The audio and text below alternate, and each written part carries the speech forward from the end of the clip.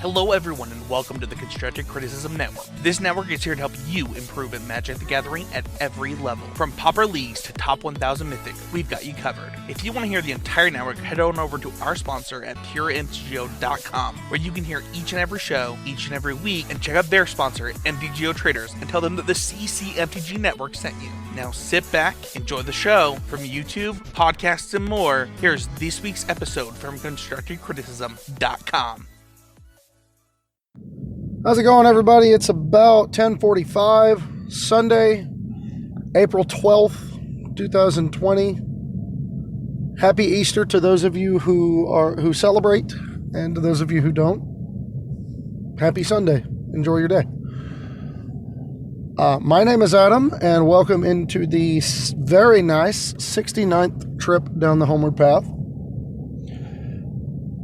This is my show. I'm talking about the perils of playing Magic on a time or financial budget, and what that means for those of us who do it. It's about the struggles of the people kind of on the front lines of Magic, the F&M heroes, the low-level ladder grinders, those of you who are just getting into Magic and are maybe looking to take your game from kitchen table to the next level. You're looking to level up and then find better content. I don't blame you. But that's what I'm about here.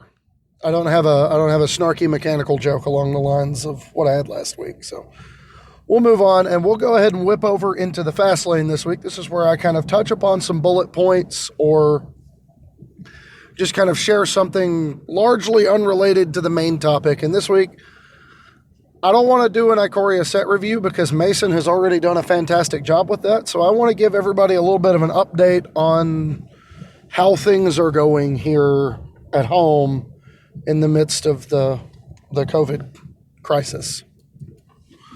So, for those of you who don't know, I work in a factory here in rural West Tennessee. I don't like to give super specific information just because, bad people are out there. But I work in a factory here in rural West Tennessee that makes barbecue sauces and marinades. And we were deemed an essential critical infrastructure industry by the governor of Tennessee. What that means is I have not been off work yet. Now, we've had a couple of potential scares. We've had some employees that were tested, but none of them came back positive. One of them, before all of this started, had gone to see her brother that Friday, and then they tested him because he spiked a fever randomly in the middle of the week. So she went and got herself tested, and that started a little bit of a scare at home. We had another couple of employees that were sick from other unrelated issues, but because they spiked a fever, they ended up getting tested. Both of them ended up negative.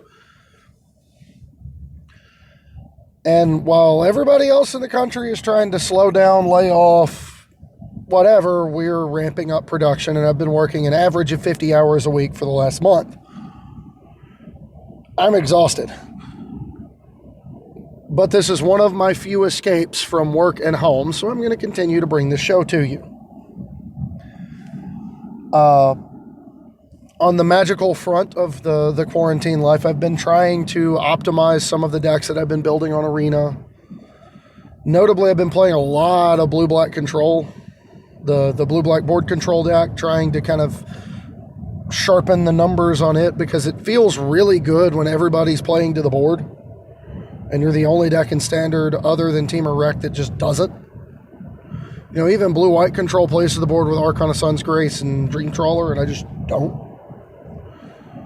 We play Planeswalkers, and that's it.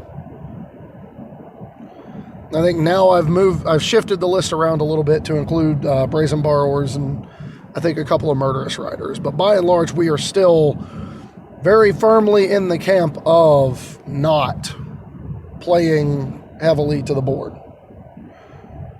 We want to blank as many of our opponents' creature removal spells as possible. We want to play as many creature removal spells as possible on our end, and then be able to sideboard effectively against the handful of decks that don't play to the board. It's a very linear strategy for a control deck, but I love it. So I've been having a lot of fun with it. Beyond that, one of the decks that I'm looking at, I'm eyeing really hard, but I probably won't get around to building, is Grixis Fire's Cavaliers. Notably, what was the card I was going to play? Can't remember what card I was going to play now. But it was going to be, what was it? For the life of me, I cannot remember what the name of that card was. Some small creature, anyway, I can't remember. But it was going to be something that I could buy back with Cavalier of Night. Maybe it was just playing like Bone Crusher and Brazen Bar, where I genuinely can't remember. But turns out I don't have the wild cards to finish the deck. I have exactly 1 Cavalier of Flame, 0 Cavalier of Night, and 1 Cavalier of Gales, and 5 Mythic wild cards prior to Ikoria. So I'm not burning every single rare and Mythic wild card I have to not finish a deck. So as much as I would like to bring that one to you, it is not on the agenda for now. And we'll talk more about my Magic Online plans here in a minute. But I think Standard's in a healthy place, even though there's a lot of complaints going around about, the green decks are too powerful and the red decks are too powerful and there's not enough staying power for control decks. I think maybe that's a little oversold. But as the format becomes more and more interested in tapping out and playing to the board, I honestly think a tap-out control deck that makes its sole focus controlling the board. As long as you aren't dead, you're okay. That's the basic premise behind what I'm talking about here. The idea that you have to control literally everything is laughable. I think it's a lot easier to control one aspect of gameplay and then sideboard for the ones that don't play into it. And I keep saying it, but I guess I'm just going to have to try to go on a run to end the month in order to prove it to everybody.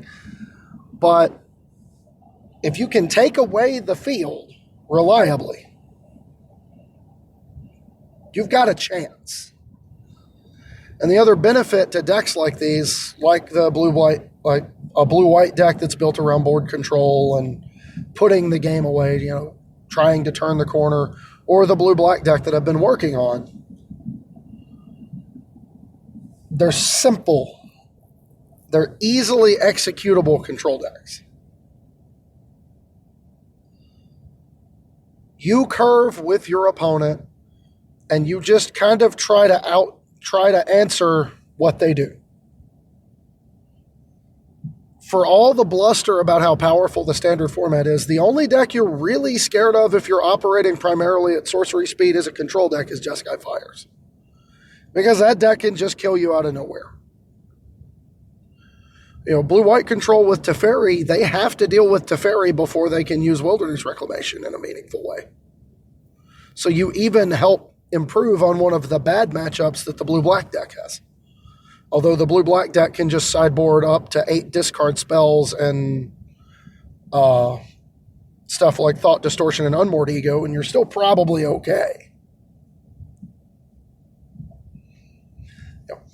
You take the battle from the battlefield to the hand and then retain some amount of removal because, frankly, you just can't board everything out.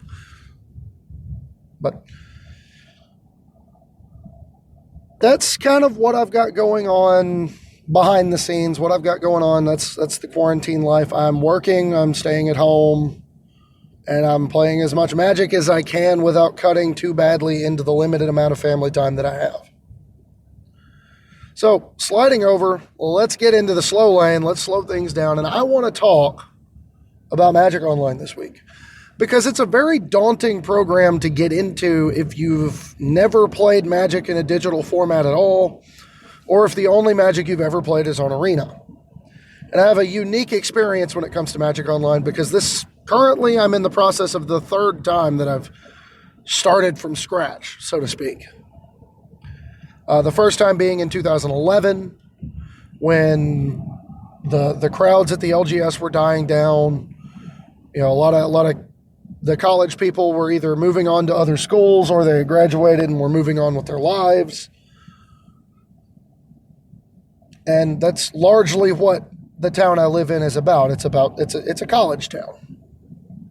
It's why the store's been able to stay open. But it also means the community is sometimes kind of hard to come by because you build one and then everybody moves on to bigger and better things. And I don't blame them.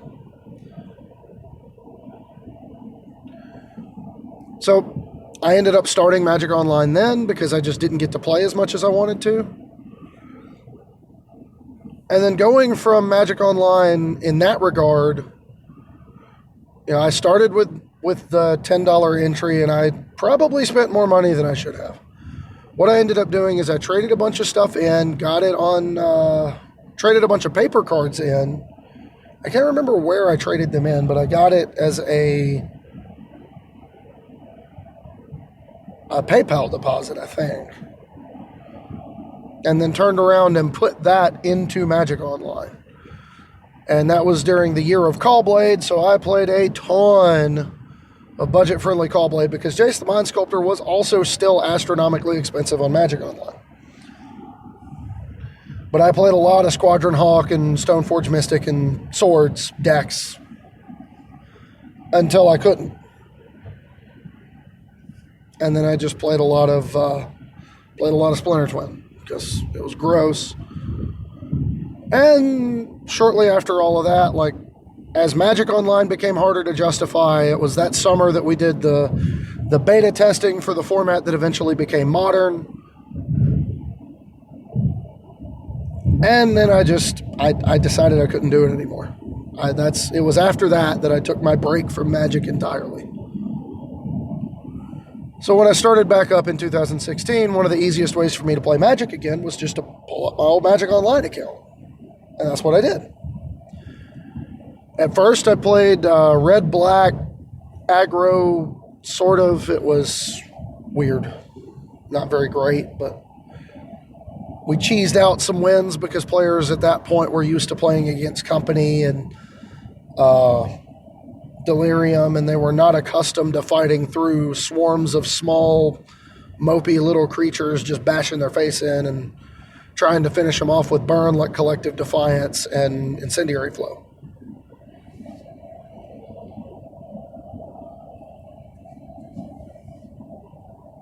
And then I bought into red-white vehicles, played red-white vehicles for a while. By trading out some of the older stuff that I'd had on the account, I was more interested in playing Standard than I was in playing Modern with the cards that I'd had. So I traded out of those, got a bunch of stuff for Standard, built the red-white vehicles deck, and then they banned Smuggler's Copter. I got to enjoy it for 2 weeks. And I just said, the heck with it. I'm playing more paper Magic than I am online. So I traded the contents of the account to a friend of mine in exchange for some paper cards. We shut the account down. There's literally nothing on it. No personal information. So I moved on, he moved on, we were happy. And now, thanks to the sponsorship from Pure MTGO, I am in the process of starting Magic Online again. And in so doing, I'm kind of having to go through this process again, evaluating the pros and cons of Magic Online and figuring out the best way to get started. So I wanted to talk about the pros and cons first because, frankly, they're worth covering. One of the first and most prominent pros of playing Magic Online is that your investment in the game has tangible value compared to Arena. In Arena, if you buy a bunch of gems and then you spend those gems on a bunch of packs or you spend those gems on cosmetics, you never get anything back from that unless, someone does a tournament series and you win that. You're constantly building for progress, but you're not really getting anything back from it just by playing the game. other than gold that allows you to buy more packs and move on and keep going up, which makes it a great model as a free-to-play game, but it's not very good when you want to dump a bunch of money into it. Because for me, when I want to dump a bunch of money into something, I want to get some of that money back at some point and then be able to hang on to the value of what I bought into as something I can treat as a liquid asset down the line. If things get hairy at home, finances become a problem. With Magic Online, I may not get all of my value back, but I will at least get enough back that I can offset the issues that I'm going through and then eventually come back to it, right? There's a full-on secondary market because players are allowed to trade cards with each other and event tickets and whatever else. So there's an actual full-on economy around Magic Online. It is, the capitalist utopia because it is supply versus demand. The higher the demand and the lower the supply, the higher the price. So you get to see all the good and the bad of capitalism when it comes to Magic Online's economy. Somebody artificially creating a price spike. Somebody artificially creating a price bottoming out by dumping a bunch of cards. Cards that are not opened very heavily being more expensive even though they're not necessarily very good. All of that is true in Magic Online just like it is in paper. And that's one of the cons. It's not free. As much as I like that the investment into the game has a tangible value, I don't like that I have to make one. Even getting started, you have to buy the Magic Online premium account in order to access tournament play. You don't have to do that with Arena. You don't have to spend anything on Arena. You just jump in and get to work. The other thing for Magic Online, another feather in the cap, is access to a variety of formats to play with. And within that variety of formats, there's also a full-on tournament structure that is just very effective at giving you something really meaningful to do. And I like that. I like that a lot. It gives you a way to get value back out of your cards because you can use them to play tournaments within the client at any given time. Whether it's leagues and you're trying to collect a bunch of treasure chests or whatever, right? So you can do work toward getting the return on your investment just by putting a little bit more in and going into these leagues or events. By comparison, the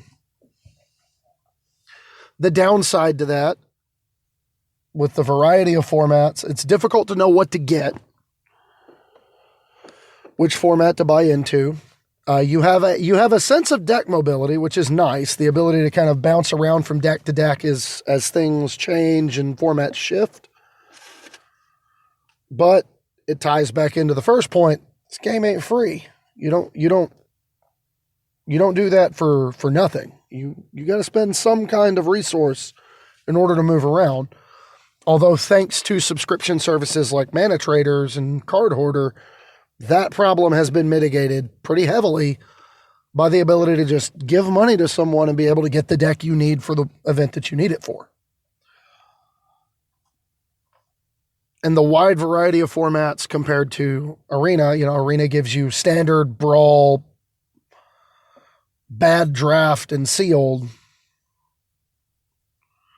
versus Magic Online gives you standard, pioneer, modern, legacy, vintage, basically any limited format you can dream of, including cubes, commander, dual commander.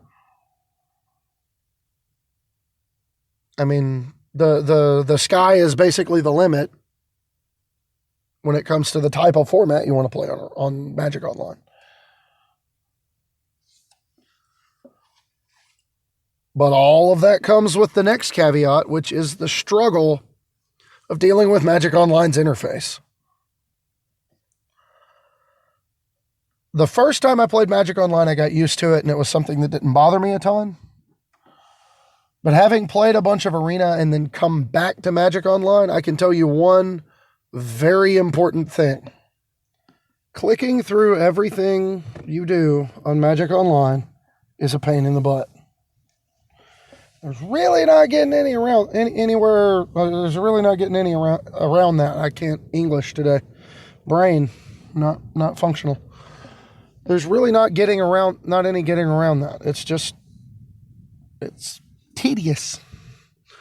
And the fact of the matter is, combine the fact that you have to click through every single iteration. Every time you cast a spell, you have to tap mana for it manually. Every time you have triggers, you have to assign the targets manually, even if there's only one legal target. And you have something that you combine that with the chess clock system on Magic Online, where when you start a game or a match, you have a timer that starts going off every time you gain priority. And while you can create shortcuts, just the amount of effort that goes into it is a bit of a pain in the butt. And there are several decks that you just cannot play on Magic Online because you are playing against the clock much more than you are playing against your opponent. A deck like Temur Reclamation in Standard, or KCI before it was banned in Modern, are really good examples of decks who were really good, but they're not viable in Magic Online competition, so they didn't take off very heavily. And a large portion of the metagame was kind of ignored because you couldn't play it.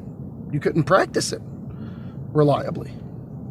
I mean, yeah, you can jump into a test game with a friend, and that's all well and good, but you don't get the experience of grinding it through a tournament ahead of time. You just don't. And that's not good. That's not good at all. So, it is what it is. That's one of the downsides to the program, for sure, compared to having access to the auto tapper and the ease of the targeting system on Arena. Just, Arena is clearly designed to take away the mistakes that were made in the design of Magic Online, and it definitely shows when you switch back to Magic Online. But all of that said, there is one thing that is both a pro and a con of Magic Online that you really can't beat with Arena.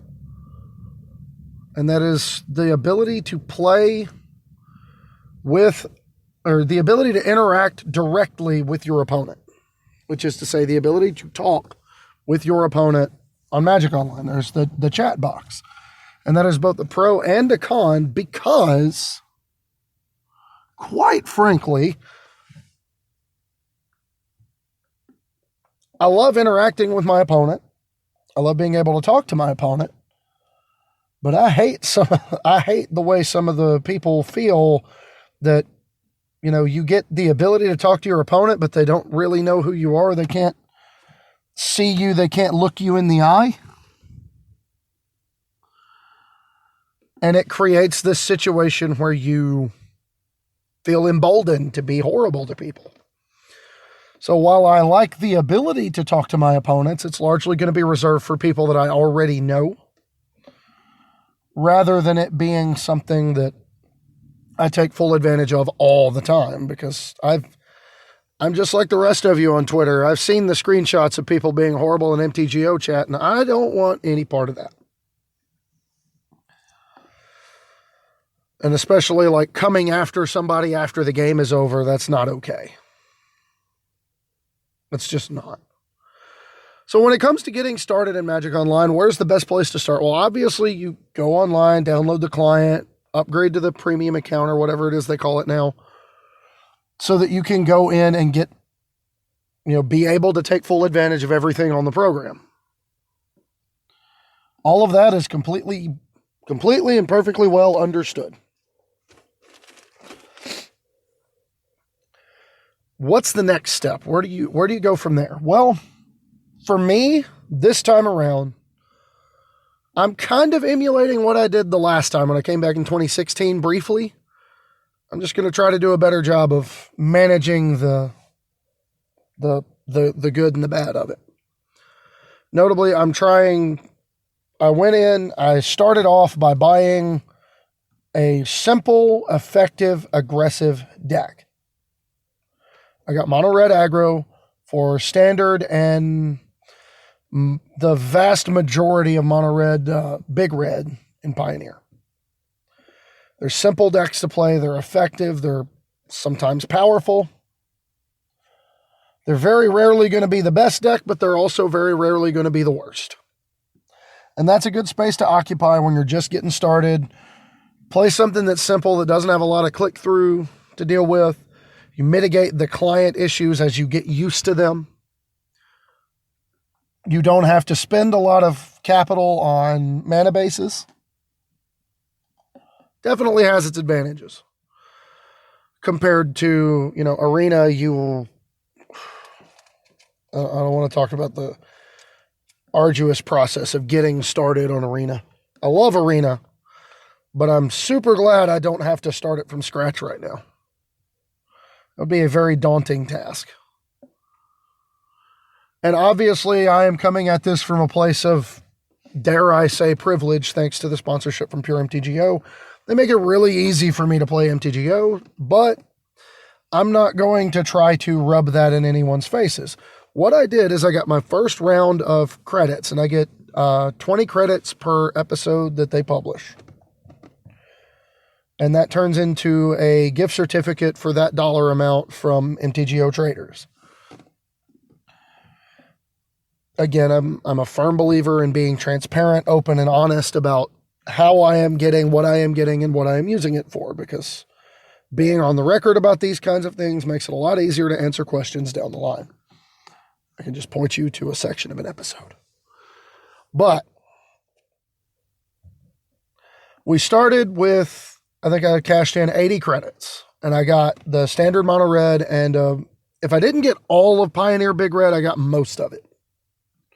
But I got the whole standard mono red deck. And I think I ended up getting like mono blue tempo stuff. I genuinely cannot remember what all I ended up getting, because the only thing I've done is play mono red on there so far.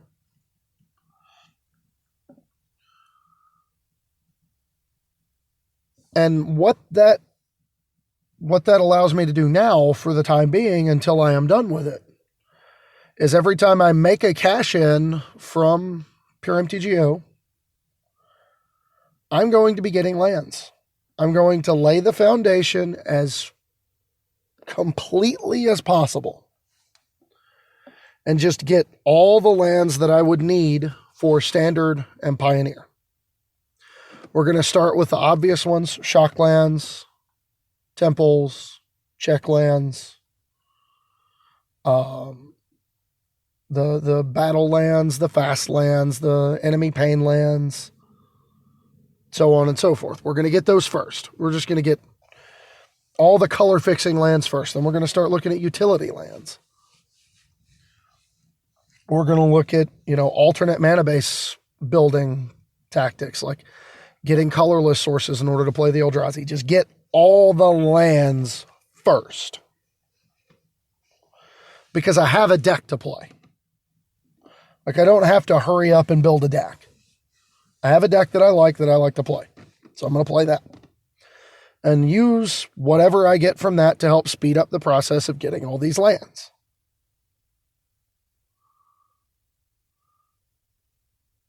And then once I get the lands fleshed out, once I have basically the ability to build whatever color of deck that I need, the plan is to start using whatever I get from the Pure MTGO sponsorship to work in a budget segment into the fast lane. Which is to say, I want to do budget Magic in a different way. Everybody else that does budget Magic, whether it's Goldfish, whether it's people that play on, people that stream it, They like to do budget Magic. They set a hard dollar amount for if you have none of the cards in the deck, lands included, here's how much it costs, and here's how we can upgrade it to a fully powered version. I don't like doing it that way. Because for me, the lands are not something that hampers your budget. If you can get into a budget deck to start with, you can use whatever other budget you are bringing in to get your lands. Lands are the most important part of your collection building, and as such should be a major part of what you're doing, a major part of your acquisition plan. And once you get the lands, then you can start getting into deck cores that don't cost a lot, and then you can upgrade from there. And that's largely what I've been doing in paper. So I want to apply that same process to Magic Online. You know, in paper, I have a mana base situation in Standard and Pioneer where I can build any 2 or 3 color deck that does not include white.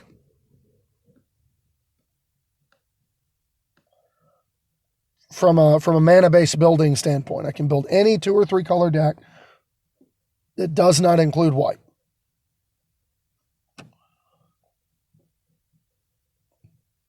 I just want to be able to build any color of deck that I want in Magic Online before I start trying to buy into deck cores. And then once the foundation is placed, then we can start building up from there. A really good example of a deck to buy into right now on Magic Online, Mono Blue Tempo is as cheap as it's ever been ever on Magic Online. I think it might cost $5 to build like the old standard version of that deck with some new cards. $5. Think about that for a minute. You can build a deck that will frustrate nearly every opponent you come up against for $5. That is something special. The ability to do that.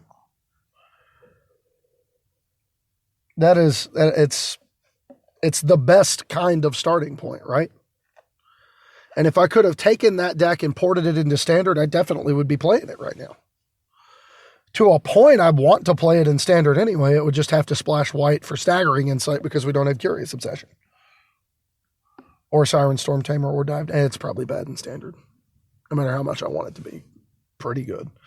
Like, Karametra's Blessing's fine, but if you're not overloaded with auras, it's bad. And then we just start getting into bad territory because then you have to buy lands to start up anyway. So again, Mono Blue Tempo and Pioneer is a solid place to start. Because your mana base is like 19 islands and 2 Castle Vantress. And then you play, 1, 2, and 3 drops. The starting point that I made for the deck in paper is definitely something you can do in Magic Online. Tempest Djinn is your 3-drop. It's not the optimal 3-drop. Brazen Borrower is definitely the optimal 3-drop. But Tempest Djinn turns the corner really, really quick. So that gives you a good foundation. It gives you a way to explore the Pioneer format from a very specific style of play. It's also a style of play that isn't being super punished in Pioneer right now. The kind of deck that you match up very poorly against is like a really linear aggro deck. There's not a lot of those going on in Pioneer right now. A lot of the format is more interested in fighting Inverter and like the mid-range decks. And if they're tapping out 4 mana to cast a spell, that's what you're all about. A deck that's really light on removal like Inverter, that you can then, they resolve the first Inverter, you can bounce it back to their hand, you can put it back on top of their library, whatever. You can play the kind of game you need to and learn the rest of the format through the exercise of playing your deck. And that allows you to, burn 5 tickets on a league, and if you 4-1, you get some stuff back.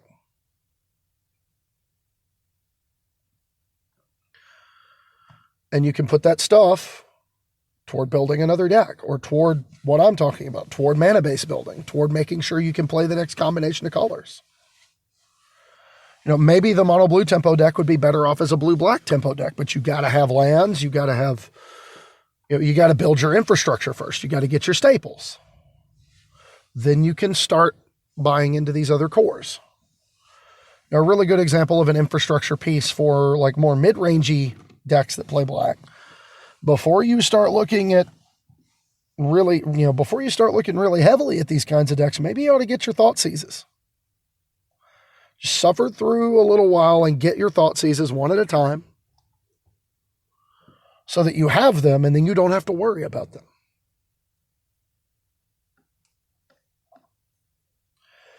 But that's the general premise behind my approach is keep it simple. Start with something that's effective. Start with something that's cheap and something that you enjoy playing and learning. And use that to bridge you to the point where you can play whatever you want. And with that, we're gonna slow down. We're gonna pull in, and we're gonna wrap things up. This has been Homeward Path. My name is Adam. If you got questions, comments, concerns, you can find me on Twitter. I'm at HomewardPathMTG. You can find me on Facebook. My name is Adam Spain. You can find us in the Facebook group for the show, Homeward Path Finders. You can find the Patreon if you want to become a patron of the show.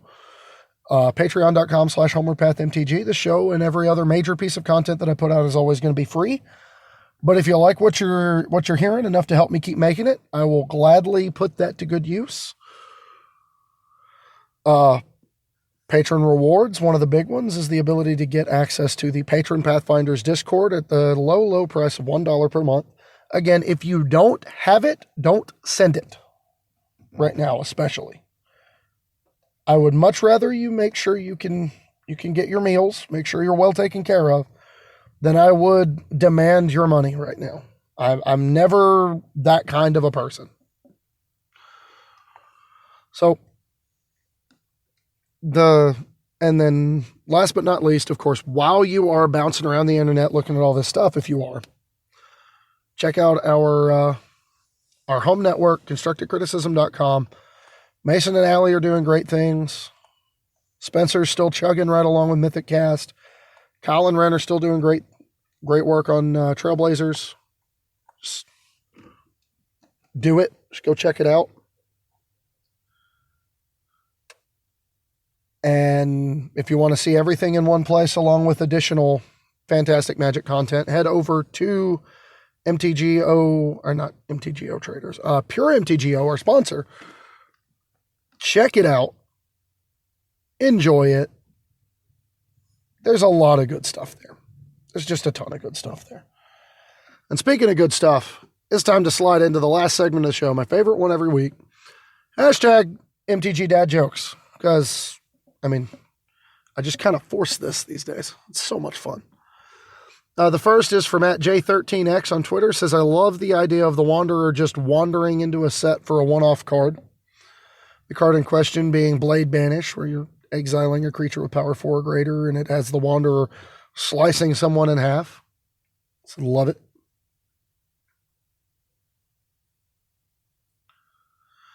At Baytog, Rachel Agnes says, what deck fits your personality, not your favorite, but the one that epitomizes you? To which one of the replies was probably something like Bant Soulherder in Modern. I love to grind value, even if it isn't the most effective use of my time.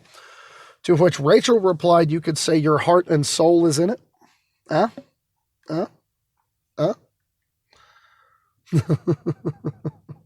Love it. Love it. And, I missed one. Did I miss one? I think I did. Yeah, I did. I missed a couple of them.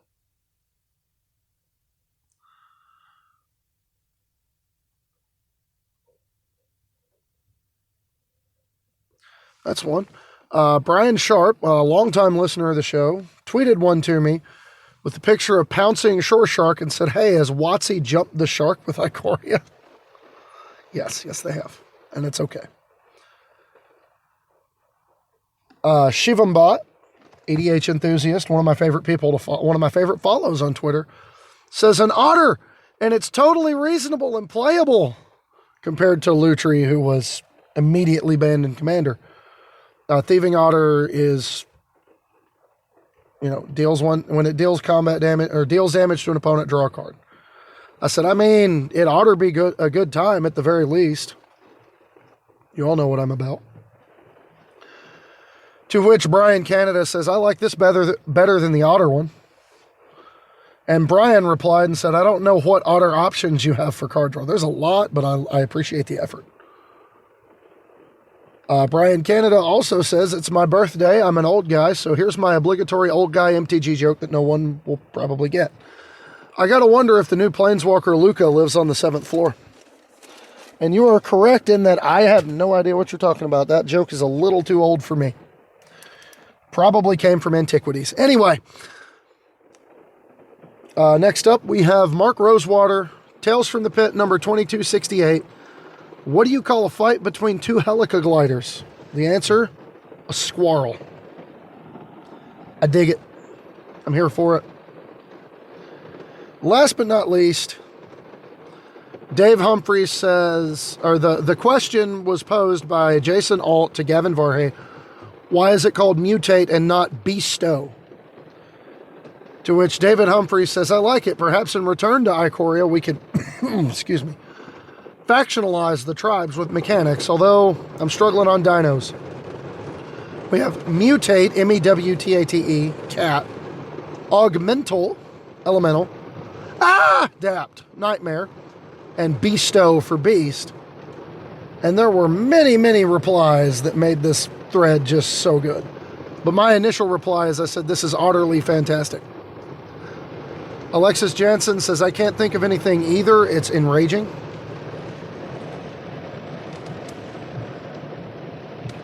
Sorry about the background noise. The rain has started coming down as I wait in line to pick up our lunch. We have Dino Storm, Dine Outlast, Entwinosaur, Dine Jutsu, Dine Overload, Shed Dino, Bushi Dino. How about Chromosaur, Jurassic? Banding doesn't even lend itself to good puns. God, that mechanic is terrible. Thunderous, Brontosaurus is an iconic, if non-existent species, means thunder lizard and references monstrous. Sar, it's like horsemanship, just another functionally identical version of flying. To which April King says, now I'm hungry for some dino with sauerkraut. Says, how about Dinosaur or Dinosaura?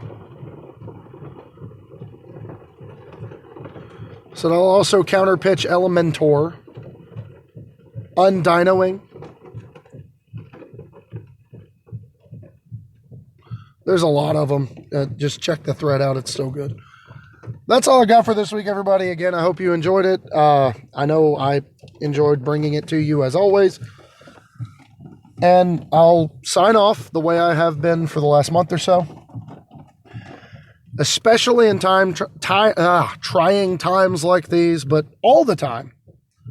It's important to remember the words of wisdom brought to us by none other than Peter Capaldi, the 12th Doctor, when he says, never be cruel, never be cowardly. Remember that hate is always foolish, love is always wise. Always try to be nice, but never fail to be kind. So, go forth, be kind, and I'll catch you next week. Stay safe.